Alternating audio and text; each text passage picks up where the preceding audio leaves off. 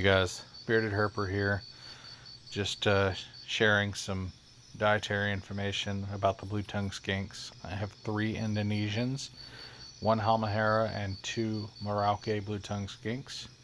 This is my female Merauke, feeding on a mixture of greens and freeze-dried, raw, grain-free, potato-free dog food, and Arids only Eurospice. The green mixture is a couple different varieties of dandelions, escarole, mustard greens, and a little bit of radicchio. I take the dog food, rehydrate it, chop it up nice and into little pieces, and then mix it in, because otherwise they will avoid their greens, and they do need some plant matter in their life. So this causes them to eat the greens while they're trying to eat the dog food, which is their favorite thing. And they'll get this probably 3 or 4 times over the next week, and then they'll get some live roaches in between, and maybe some canned crickets, maybe a couple of blueberries here and there. I've also got mineral indoor formula, which is made by Sticky Tongue Farms, mixed into that.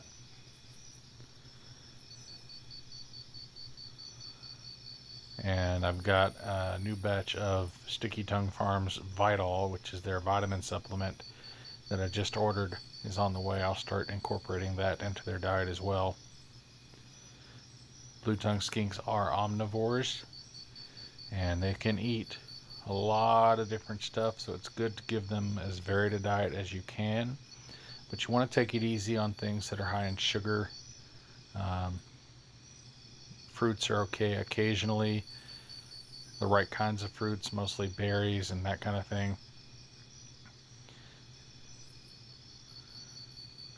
Hopefully I'll be breeding these guys next spring. She should be up to about 800 grams by that point, if not more. She's sitting around 600 right now, and she's currently at about 21.5 to 22.5 inches, somewhere in there. She is still growing. Meraukes get up to about 30 inches total, and they can reach over 1,000 grams in weight.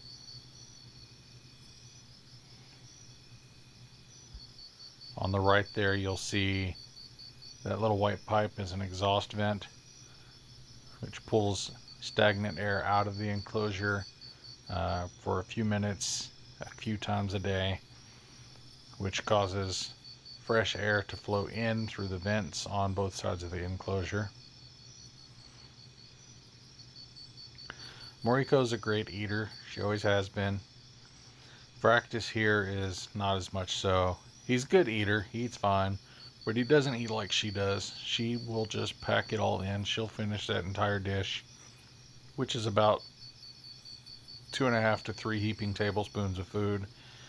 Fractus, I give him the same amount, and he'll eat 90% of it. But he keeps a thin build, very slim. From what I've read and from what I've learned speaking to other keepers, is that a lot of males will do this. He's perfectly healthy. His tail's got good weight. He's got plenty of energy, moves around just fine. But he just prefers to keep a slim build, I guess.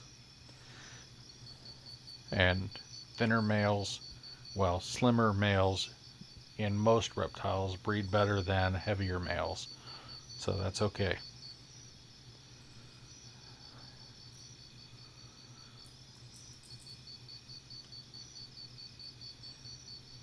So I did a full video on this enclosure right after I set it up recently. You can go back into my other videos and watch that, but you can see the plants are doing well. I've got these little lemon button ferns up front that are doing great.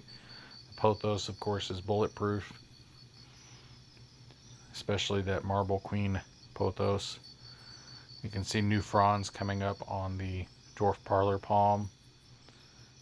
It's a slow grower, but the idea with these taller plants, like the Aglaonema there, and the Ficus benjamina, the little tree to the left, the idea with the taller plants is to provide shade in a well-lit enclosure. These guys are from the rainforest floor. Um,